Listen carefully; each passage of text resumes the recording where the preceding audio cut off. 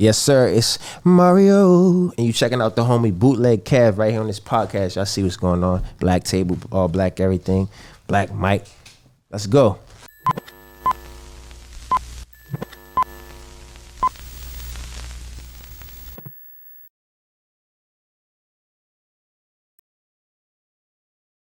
Bootleg Kev Show special guest in here, my guy, the legend. My guy. What's good? Mario. Yeah.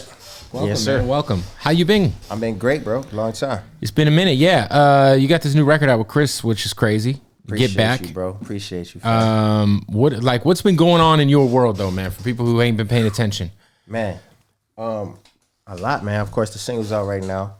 You know, we just want to do something iconic for R&B. You know, we working on shooting a video, getting that all the way right. Setting up the summertime. I got a couple other singles coming. Really just focusing on singles for the summer. You know what I'm saying? And then project probably end of the year, top of next year sometime. But shit, my world, bro. I've been creating a lot, writing a book right now. Working on some other business. You know, is the book kind of like your life story? Nah, it's not really a life story. It's more of like a memoir. It's more of like a balancing your personal and spiritual space conversation. You know, this conversation I'm having with myself that I'm kind of bringing the world into. You know, I feel like I've been in the industry so long, and I've also just been through a lot of different things in different dimensions of my life.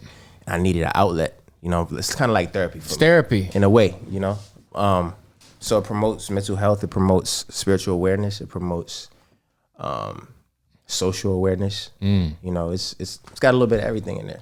You have had a pretty wild ride through just life. When we think about things that have happened in your personal life, your career is always, it's got peaks and valleys. And, you know, anytime you're a creator and you're under the microscope, it feels like, you know, sometimes we forget that, like, you're a human being.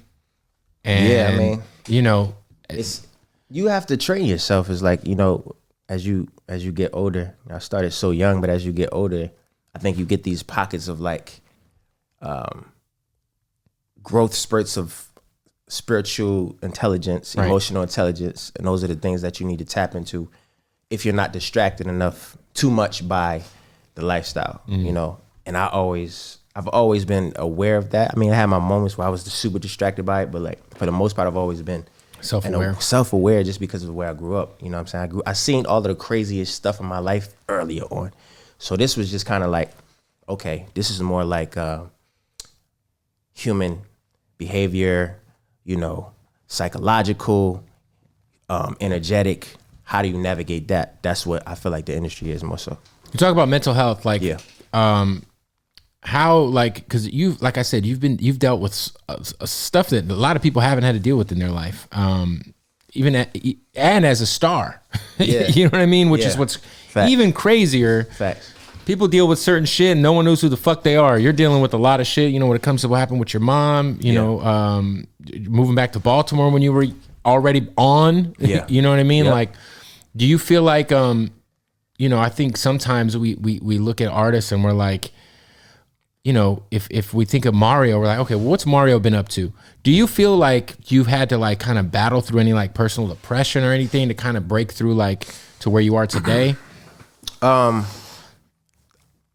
What we call depression, I mean, this is just like my perspective, but what we call depression and, you know, stress and just those immense, deep moments of like where you feel like your life is over, the world is over, is triggers for us to work on things that are unhealed, that we're not walking a path that's true to our purpose sometimes, you know what I mean? So for me, it was like I had moments of depression, but I didn't sit in them too long. I more so spent more time just studying and understanding my history, understanding, you know, my purpose outside of just music. And it just gave me more of a purpose and foundation when it comes to me as a human being.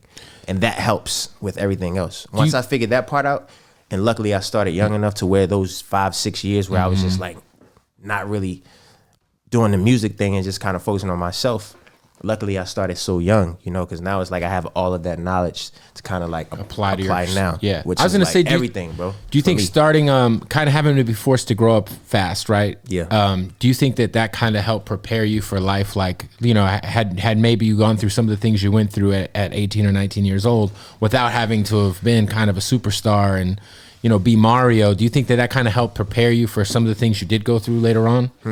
I think, like I said before, just coming from Baltimore, being exposed to so much at a young age, like, you know, being in a house full of 18 people, aunts, uncles, cousins, mom's boyfriends, auntie's boyfriend. Like, it was just, you know, it was one of those houses, like, when we lived in Emerson Village, it was like, remember that scene on Menace to Society in the beginning, the opening scene? Mm-hmm. I wouldn't say kids was exposed all the way, but it was close to that. Like, you know what I'm saying? We didn't know what was going on, but we knew, you know what I'm saying? So being that I saw so much and I was exposed to so much, I had already been prepared mentally for inconsistencies in dealing with things and dealing with people, dealing with certain. And so I didn't, as I got older, I didn't know, like attach it to a reality of mine. It was like, okay, this is my reality. And the reality of the space that I'm in is this, and that. Like, you know what I'm saying? So you have a house full of 18 people you grow up in Baltimore. Shout out to Baltimore. Yeah. By the way, total coincidence, I'm wearing a Wire t-shirt today. I see. Rest in peace to the GOAT. Yeah, rest in peace. But you get on as a teenager. Yeah. I mean, you're like super on. You're like running 106 in Park. Yeah. Like, you're like the next R&B sensation. Do the house full of 18 people start looking for you to like start handling some things as far as bills, or was it not never like that? Nah, it wasn't like that, bro. Like, my family was very supportive.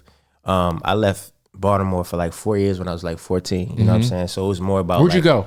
Out to Jersey. Okay. You know what I'm saying? And so it was more about like it was more about like missing my family and just like them like that transition between me being just Mario, but like then Mario the artist. Like, you know what I'm saying? It wasn't like that. Later on, it kind of in some cases, but like it wasn't. My family was never like that. My family was always supportive. You know, my family is real, like real people. Like, you know what I'm saying? So right. Yeah. You talk about how you took like a 4 or 5 year break from music, as far as like just having that be like your main focus. Yeah. I always think as like you as somebody who doesn't get enough flowers for just kind of like your legacy, like some of the records you've put out, some of the bodies of work you've had, and like just in general, do you feel like that 4 to 5 years was necessary, even though it might have maybe hurt your place in the game? Yeah, definitely. It was necessary for me. It was necessary for my personal growth again. It was also necessary for me to like not attach my value to success or whatever success is perceived to be by public. You know, for me, I redefined what success was for me. So success for me was a healthy mind, a healthy spirit. You know what I'm saying? Success is very subjective, man. Longevity, bro. Let's keep it 100. Like we live, you know, these lives. You know, we have 24 hours in a day. You know, when you become an artist, there's so many other things that people don't realize, the responsibilities and the stress that come with being an artist. Like, it really can take a toll on you. So if you're not like preparing yourself for the next 10 years, then I don't think, like for me, I feel like artists have to learn how to prepare themselves for the next 10, 15 years. Like, what's your retirement plan? Like, you feel me? Because like, you know, this shit, music come and go. I've been blessed enough to come out in a time where like music was really about classics. You know what I'm saying? This is true. People be like, yo, you making a comeback? It's like, nah, it's not really a comeback. Let Me Love You streams 2 million times every day and a half. That's so crazy. You feel me? How Do I Breathe Straight? Like, my hits still go crazy for sure, as if they just came out. So it's like, for me, it's just more of a rebranding thing than it is a coming back thing. Yeah, I think like you said, man, I think like when we think of success, like success is defined to everyone's personal like happiness. Yeah, like nah, for sure. You know what I'm saying? I'm not, you know, I think that there's like, if you're in the industry and you're known for being an artist, there is definitely certain milestones, and certain things that comes with, like, somebody can view your success as an artist in terms of the numbers and in terms of like there's no, you know, but in terms of like personal success, that's something that you have to, that has to be your own personal virtue. You know what I'm saying? But I think that success comes with happiness comes with success to me. It's like, if I'm not happy, whether it's a relationship, a business, working partnership, like if we're not enjoying the process of this, and I think the pandemic showed us all that, like, yo, are you enjoying what you do? Like, who are you really outside of just what the world knows you for or your public perception? And a lot of that shit went away during the pandemic. Yeah. You know, so success has to go, for me, true success has to run hand in hand with happiness and peace and enjoying what you're doing, enjoying the process, whether you're making money or are you enjoying what you do while you're making this bread? Like, you know what I'm saying? 100%, man.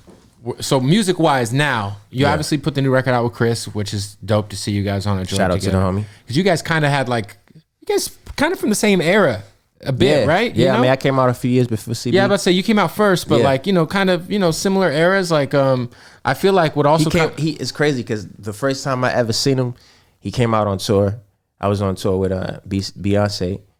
And he came out on stage and I think he did Run It. That sounds about right. And I was like, yo, this kid's out of here. Like, he's a superstar. Like, it was just. Which Beyonce tour was that? It was Destiny's Child tour. I forgot the name of it, but it was. So you were on tour with Destiny's Child? World tour. We did a world tour. It was crazy. That had to be wild. Yeah, it was wild, bro. So this is before Beyonce went solo. Every continent, basically. This is pre-Beyonce going solo? Yeah. Pre-Crazy in Love? Yeah. Oh, wow. Yeah. So that was a special time. People be forgetting Destiny's Child, like, as a group, and like how crazy they were. Like, it was. They had a lot of hits, and their fan base was just versatile, and just, you know, I think they came on at a time where like girl groups and groups in general was still like, you know, popping, and it was important to the culture. They were kind of like the last great female group. If we really think about it, like, when was like the last time there's been an amazing like female R&B group that really, like, I can't really think of one. Bro, like that, nah. I feel like they were the last of their kind, you know? And even R&B groups in general. And like, the last who everybody kind of branched off and did their own thing and put out like actual independent projects that had success too. You know what I'm saying? I just think of like, you know, when I was a kid, it was like Drew Hill, there was Jagged Edge, there's 112, and like now I don't like, is there an R&B group that I'm forgetting that I'm just like, I feel like it's been so many like on and off, but as far as girl groups, I can't remember any.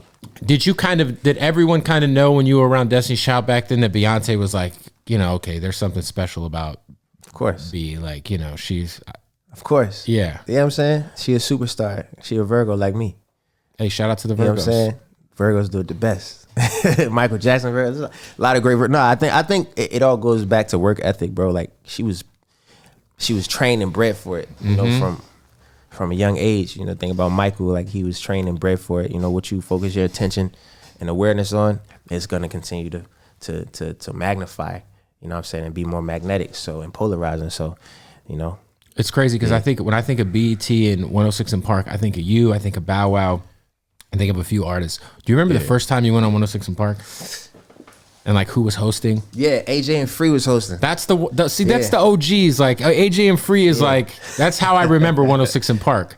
For sure. There were so many other, you know, incarnations of the hosts of the show, but AJ and Free were the ones. Mean, those are the original, you know, they were the original, man. It was in that whole team over there. Like I see some of them still on different production sets, movie sets, war shows, you know, everybody still, it's crazy. You see people. You know, AJ's on like Entertainment Tonight, at least he was. Like I'd be like, Entertainment Tonight was, I'm like, yeah, it's fucking honestly, AJ from 106 in Park. I don't watch a lot of TV, so I wouldn't know, but yeah, AJ always was doing his thing. Yeah, no, that's crazy, man. Yeah, that's so. Do you remember how many times you actually ended up going? Because you know you were on there a lot. I can't remember offhand, but like I would say, probably at least like 10 times or more. That's huge.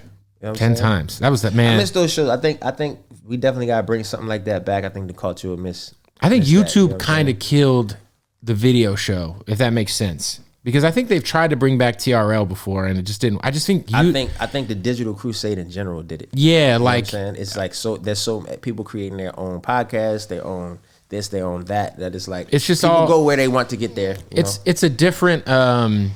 It's definitely just everything's just different. Like I'm working on something crazy, in that space kind of, but bigger right now. I can't talk about it all the way, but yeah, it's gonna be super crazy. Like I'm working on some cool stuff. Would you ever do like a show like The Masked Singer if they asked you? Yeah, I'd do that for fun, for sure. The Masked Singer's been kind of lit, low key. I'd do that for fun. It's like certain people, like Wiz was on there. I want to say Tyga was on there. Obviously, Tyga did it. Did he? That's crazy. T-Pain won. T-Pain won. Tyrese did it. Yeah, Tyrese did it. Yeah, I would definitely do it. That'd be crazy. Because I think it's because I would be able to show people like the other sides of my voice, the other textures and tones that I have. Because it's like in R&B, it's like people haven't even touched like seen or experienced like the magnitude of where I can go vocally. So that's definitely one that I would do. Like, how do you feel about the current state of R&B? Because it's definitely a lot different than 10, 15 years ago, as far as just like, you know, I feel like R&B has changed so much. Even just like, you know, we talked about the digital era.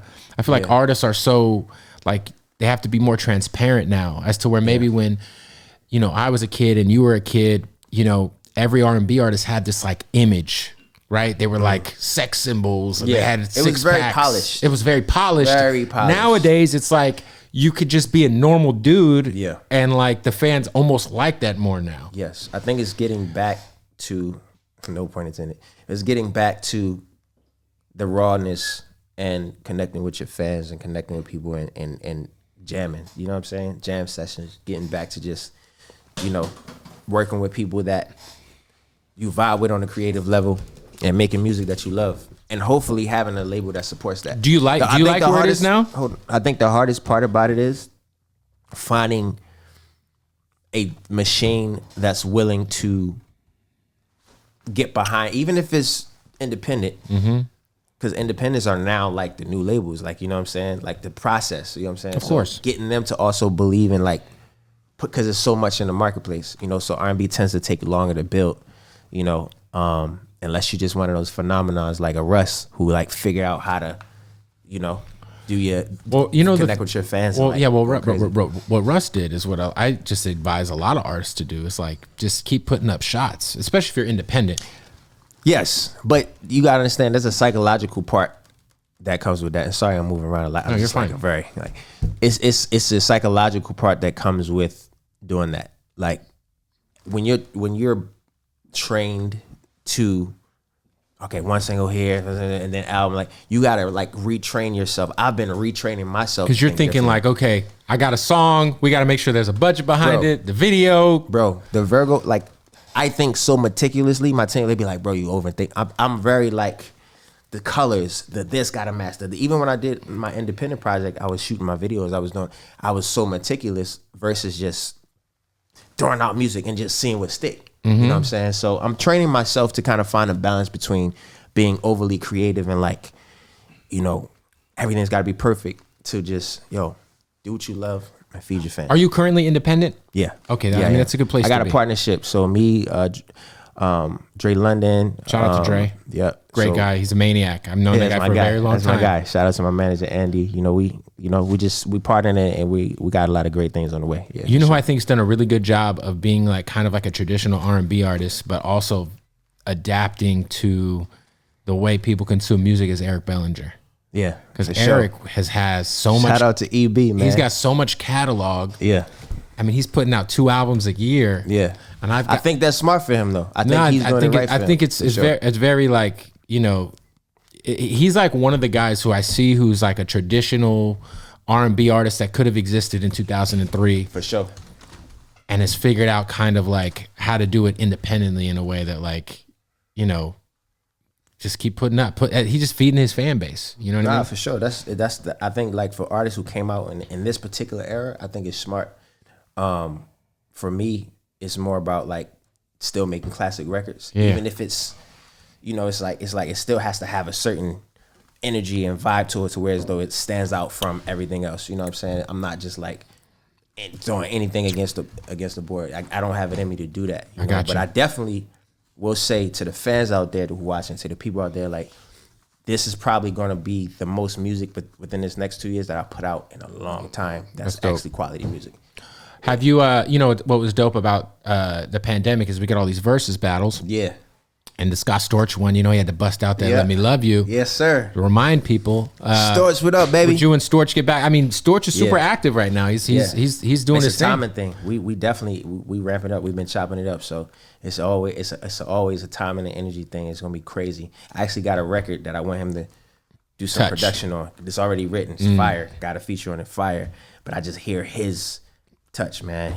Scott is one of the most prolific producers he really understands musicality, and he gets it, bro. He's just talented. You can't take it. During the Let Me Love You era, did you like ever go party with him when he was like on his like, you know? What do you mean?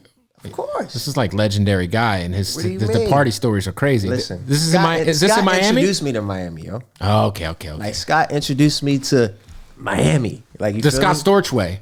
You feel me? Like, so yeah, like we just keep that way. That's it. Yeah. Hey, what up? We got to stop the podcast real quick. Shout out to my bookie, man. Listen, if you know anything about me, you know I like to gamble on sports, and I've been using my bookie for so long. Go to mybookie.ag. Check it out. They're doing the MyBookie double deposit bonus. This is how this works. You sign up, you make a deposit, you use the promo code BOOTLEG, and you're going to get double your money. They're going to match your deposit up to $1,000. There's so much action right now, too. The NBA season is going crazy. Maybe you could do a future, right? Who do you think is going to win the MVP? I don't know. Is it going to be Giannis? Is it going to be Devin Booker? Is it going to be Jokic? Certainly ain't going to be motherfucking Russell Westbrook. Crazy odds. That ain't going to happen. That's just burning money. With that being said, there's so many different ways you can bet. You could bet on your daily games. You could do the parlay. I like doing money line parlays. I like to just do 3 or 4 heavy favorites on that NBA schedule, throw them all on one ticket and just try to hit. You know what I'm saying? Whatever you're into, MyBookie, you could bet on it. Anything. Go to mybookie.ag. They got the double deposit bonus right now. This is important. Sign up for an account, make a deposit, and they will match your deposit. Double your money up to $1,000. Right now, that's free money. So what are you doing? Use the promo code BOOTLEG when you sign up, and you can double your money. Get in on some of this NBA action, man. It's NBA season, all-star games this weekend. So much. You could bet on the three-point contest, the motherfucking dunk contest, whatever the fuck is going on. Who's going to be the MVP of the all-star game? I don't know, but you could bet on it. You could bet on anything. So make sure one more time, that's MyBookie. Double your first deposit up to $1,000 using that promo code BOOTLEG. Place your bets. What are we doing? Bet on anything, anytime, anywhere with MyBookie, motherfucker. Let's go. Also, shout out to Scott, who's totally clean now. He's got a drug rehab he co-owns with Steve Lobel. Man, he's doing some great things. Doing his thing. Doing some great things. And he's just a great dude, man. Great father. Amazing guy. Yeah. So you say you're putting out more music in the next 2 years than you've ever put out. Is this like do you already have like a body of work to put together, or are you just constantly recording? Like, nah, constantly record. Well, I wouldn't say constantly. I don't just record just to record. It's an energy thing for me. When I go in the studio, it's like, it depends on who I'm working with. Like sometimes I work with writers and I'm like, all right, we vibe. Like I'm gonna go ahead and get this producer to come in, and we just go in and go crazy on some, what I mean, on records, because the vibe is there. If the vibe's not there, all right, we just cool, we kick it, whatever. So I'm just finding out who speaks my language right now. You know what I'm saying? How we can affect the culture together. There it is. Yeah. We were talking about The Wire a bit. I got The Wire shirt on. When you watched The Wire, did you ever, obviously being from Baltimore, that show was probably came out right around the time you probably started to like... I don't remember the year it came out, but I do remember like when I first saw it, I'm like, yo, this is... How realistic was it to the city? Like, because I've heard a lot of people say it was pretty spot on. It's on, bro. It was really on, man. Baltimore is a super raw city. Like, what you see is what you get. You know what I mean? And if you go deeper into it, you're going to see, it's like so many different levels to it. But like, it was definitely spot on, from what I've experienced and what I've seen in my life growing up. Characters, it was in the city, bro. It was sort of like, it was all of the houses y'all see. Like, and a lot of the actors too were just like, they found him in Baltimore. Like Snoop, yeah, bro. Snoop was just in Baltimore. Like, it was real, man. It was real. It was one of the best depictions of like, if you shooting that side of it. I think there's a lot about Baltimore that hasn't been shown though. You know what I'm saying? From the maybe the politics, positive aspects, the positive aspects, the politics, how it's grown. I'm working on some projects there right now too, to like bridge music, intellect, and mental health. So yeah, man, it's gonna be dope. So you still are very much passionate about making sure you make your impact back home. I am. I don't feel like I've done enough to be honest. Right. Yeah. So this year, next year, like that's my main focus, and outside is just like music stuff and business stuff. How did you end up linking up with Dre London? For people who don't know, Dre's a fucking mogul in the business, but he also, I've known Dre since 2014. Yeah. But he works with Post Malone. He manages Post Malone. Yeah. He's a great business dude. Like I met Dre through my manager Andy, who I've known for like 13 years. We've been homies for years, and he's been doing his thing. And you know, it was just a conversation, bro, about music, about culture, about about black music. And it was a no-brainer. You know, we got the same vision when it comes to like, you know, how to impact the culture from an R&B standpoint. And also me just stepping back into my independency, but also doing it with people who've done it on a certain level. 'Cause I've done it on a certain level already, so I have to work with people who understand that, but who also understands the boss part of it and the independent part of it.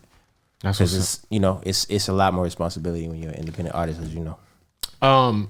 It's crazy because, you know, with what you went through with your mom obviously passing away, I feel like today there's a lot of kids who are probably going through that specific ordeal because of just where the world is with opiates and fentanyl and like there's a lot of kids who are dealing with their parents that are addicted or dealing with losing their parents to overdoses. What would be some advice? You've lived it, and unfortunately, obviously, the absolute worst thing came true for you, but you got through it. You're here today. Yeah. What would be some advice for someone watching this who might be dealing with someone who they love that's going through something like that you could give them that maybe, you know, you lived it for them, kind of? Counseling. Talk to somebody. You know, I wish I would have started sooner. I just actually started mental health counseling, childhood trauma counseling, and I'm okay speaking about it because it's something that, you know, when you're a strong person and you're able to take the world on your shoulders and perform under pressure, oftentimes you train yourself to think that you don't need, you know, counseling, or you don't need to talk about things that really bother you. Like, it isn't until something really triggers you that you realize you ain't healed. And I've had those instances in my life, and I've ruined relationships because of those types of things. So I was like, you know what? Let me do this for myself so that, you know, I can have a family one day, so that I can be a father one day, so that I can be a better brother, so I can be a better friend. Like, you know what I'm saying? It affects every part of your life as you get older because those things don't just leave. You know, for me, it was definitely a driving force. It taught me how to be numb. It taught me how to be perfectionist. It taught me how to just focus on work. But it didn't teach me how to heal. So I had to take that upon myself. So I would say, man, mental health is a real thing. And it needs to be, you know, if you know and you're dealing with something, if something's bothering you, you get triggered and you see yourself being affected by this specific space in your life, then you got to talk about it. You got to get help for it. Yeah, and I think it's important for you to talk about that because it lifts the stigma. And I think that the stigma started to get lifted, but like when you're somebody who is the head of the household, who so many people depend on, you're a leader in your group, your life, it's like, who do you talk to? Right. Like who are you? It got to be somebody you trust. It got to be somebody you trust, a trusted source, and you got to feel comfortable. But definitely don't push it under the rug. You know, you can't force someone to stop using. You can't force, you know, someone to see how they're hurting you. Sometimes they don't know because it's a disease. You know, addiction is a disease, man, and it's like it's something that attacks people physically and spiritually. So it's a large karmic part of it that comes with it. It's so much spiritually that comes with it, you know, that if you love somebody or you're close to somebody that's experiencing that, it's important for you to also, you know, get help for yourself while you're still loving them through whatever they're going through. That's right, man. Yeah, for sure. You say you were working on the video for this Chris Brown record? Yes, sir. We getting all the details together now, you know. And Andy, they chopping it up, getting it right. How many do you have the next single already ready? Or you just I think I got it. Think so? Yeah, I think I got it. Okay. Sure. Who have you been? You don't tell us who you got songs with, but just who you been working with. Like who you been in the studio hanging out with? Maybe. Man, of course, my bro A1, and then you know, me in London about to get in London on the track, so that's gonna be a movie. Who else I been working with? D-Mile. I would just say those are D-Mile and London on the track. Like those are the two producers I'm really excited about. Like working with D-Mile is just a genius, man. He's just a musical genius, and he really loves music, and he really loves storytelling, and he really loves just like creating. You know what I'm saying? So he's somebody I always wanted to work with, and I feel like he gets music in a way where he's like a Quincy where he could work with you, this artist and that artist, and give y'all all three what's specifically for you. You know what I'm saying? In a space where it's also classic and relevant. It's crazy because London has kind of been the architect of like some of the R&B that we still kind of like, oh, this is actual R&B, which is obviously Summer Walker. You know, Summer Walker's. Yeah, London is crazy. Or some of the R&B acts that are newer that like inspire you, or that you're just like, yeah, this is some shit I can actually really fuck with. Man, Lucky Day, bro. Lucky's fire. I would say Lucky. I would say I like SZA a lot. I don't know if y'all still consider her new, but I think female artist wise, her pen game is crazy. I like Queen Naja. I got a crazy record with her. Oh, fire! Yeah, she just put out a new record that's crazy. Shout out to her. Shout out to Queen. Victoria Monet. Been knowing Victoria for years. She's an incredible writer, incredible artist, incredible visionary when it comes to creativity. Who else? That's a few. You know, Brett Fires is from DC, right? Dope. Yeah, Brett Fires is fire. Not too far from you. Blast is dope. Ty Dolla's still one of my favorite. You know, he's the homie. Prolific. Got something crazy on his project coming. Yeah, Ty's a prolific artist. I feel like we don't give Ty enough flowers. I'm like, bro, this Ty is he's him. He's him really, Duncan. He really one of them guys, man. Yeah, shout out to Ty. So you got something on Ty's new album? Yeah, we got a crazy one. Hopefully it makes it on the project. It's this crazy joint. Okay. Yeah, man, it's gonna be a good year for R&B for sure. Hey, we gotta stop the podcast, man, real quick. Appreciate y'all for watching. Really mean it. Subscribe, like, leave a comment, even if you're one of those dickheads who leaves a comment. Yo, why you always interrupting the guests? Because it's my fucking podcast, and I don't know, I like to talk too. Anyway, hey, shout out to Odd Socks, man. They've been our sponsor from day one. We go hard for Odd Socks always, man. Literally go hard for my wife, and I go hard for Odd Socks in different and same kinds of ways. You know what I'm saying? Because sometimes I go hard in Odd Socks. They do make boxers. You feel me? Anyway, listen, they got the ill licenses. They got the Breaking Bad. They got the WWE. They got Mountain Dew. They got fucking Swedish Fish, fucking Kool-Aid, Pez, you know, Cheech and Chong. What are you into? The Odd Socks basics are the boys, though. That's my favorite. You know, you get yourself a nice pair of just basics. They're comfy. It's like walking on clouds. All right. So you can save 20% off if you go to oddsocksofficial.com. Use the promo code Bootleg Kev. That's one word, Bootleg Kev, all together at checkout. 20% off oddsocksofficial.com. Go show some love, and let's get back to the interview. Have you gotten in or hung out with Post Malone at all? Obviously, now that you guys have Dre as like a common person. We hung. We definitely hung, man. We definitely vibed. Different guy to kick it with, huh? Man, Bud Post is Lights, cool, man. Bud Lights. He's just being his own, man. Did you play beer pong? Nah, we didn't play beer, bro. Nah, he being his own, man. He's good energy, bro. No, for sure, he's good the best, energy, man. And he's still humble as fuck too. Very. It's crazy. Very. You wouldn't even be like, yo, you're the biggest streaming artist in the world. Like, but I think that's what it is, though, man. When you vibrate on a certain level, it's like you're grateful for your accomplishment, but you're like literally living in the moment, bro. It's the best feeling ever. That's like the greatest feeling ever is being able to live in the moment and truly enjoy what you're creating and the energy that you're cultivating and like the people you like.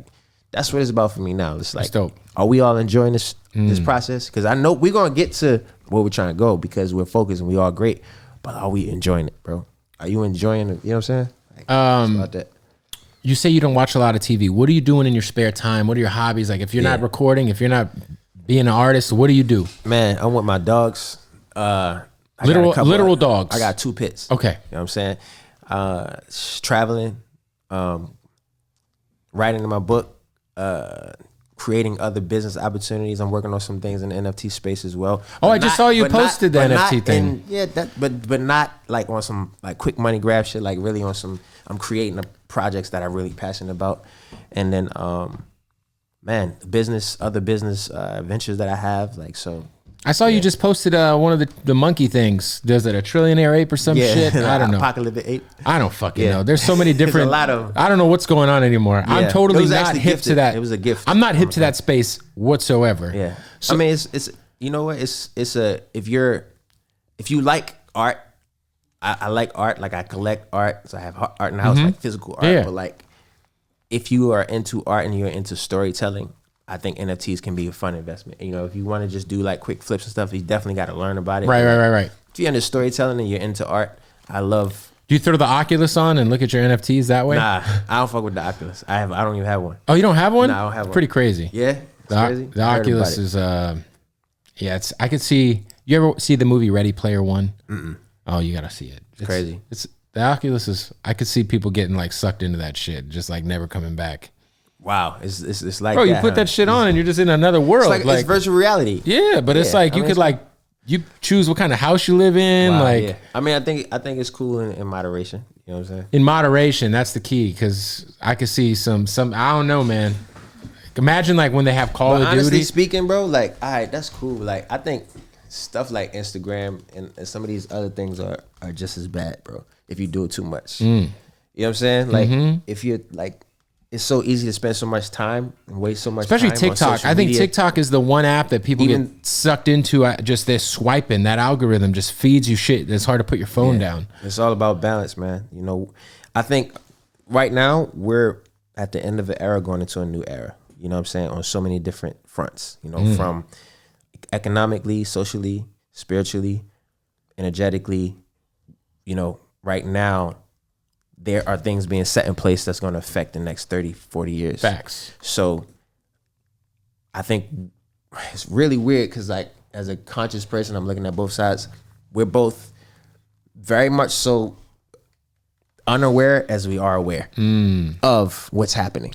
Yeah. So it's you're like, right, it's kind of like every day you're given the red pill or the blue pill, and like, some days you take the blue pill, some days you take the red pill. But at the end of the day, it all comes back down to survival because that's the two things that people are ran by. I think we're gonna look back at like and survival at like now and be like, that was like a really crazy time where the world was changing and like we kind of knew it, but we also didn't really realize how much it was changing. Exactly. Kind of like when the internet first came out in like 96. Exactly. It's like kind of like where we are right now. Exactly. And there's like so many different ways, like you're like, oh shit, the world's changing. That means there's ways to make money, but then there's also ways to lose a lot of fucking money. Because if you don't know what the fuck you're doing in this Web 3.0 and this metaverse, you might fucking end up. There's been so many scams and all kinds of crazy shit going on. It's a lot of stuff, man. You got to connect with people who are really passionate about what they're doing and who really think about the long term thing. But what I was trying to say is that in general, it's just like right now is the time to invest in yourself the most. I feel like that means making sure that you spend time out of your day getting to know who you are, getting to know what your strengths are, what your weaknesses are, maybe some gifts that you haven't discovered, you know, because you want to make sure that you are a well-rounded person. You know what I'm saying? And it's unlimited. What you can do is unlimited. So it's just a matter of making sure you're a well-rounded person, or you know yourself and you're not driven by the outside world too much. It's very hard to. It's so easy to get sucked It's also into. very hard to disconnect from like the grind. Gotta teach yourself. Oh yeah, for sure. You know what I'm saying? Everyone's always sure. just working. You know, I feel like it's hard to just disconnect and decompress. Like, but in order for you to actually, I don't know. For me, in order for me to see what I'm actually doing, sometimes I got to take a step back and look at everything. Like, okay, 3 months from now, I got to look at the contacts, the relationships, the people who I've invited into my whatever I'm doing. Step back. All right, how is that? What? Because sometimes you could just be moving and moving and moving, and then other things and other can be shifting your trajectory of where you started or what your original vision. So sometimes you got to step back and look at the progress, right, and give yourself time to see the progress. Like, all right, cool. Like, we still on the track. You know what I'm saying? Like, I don't know. I think it's just because it's so easy to just, especially living out here. It's like, you know, LA, it's always the grind and always. I ain't saying no grind. You gotta hustle. No, it's a lot, but it's a lot. What Khaled say? If somebody tell you don't get no money, get away from them.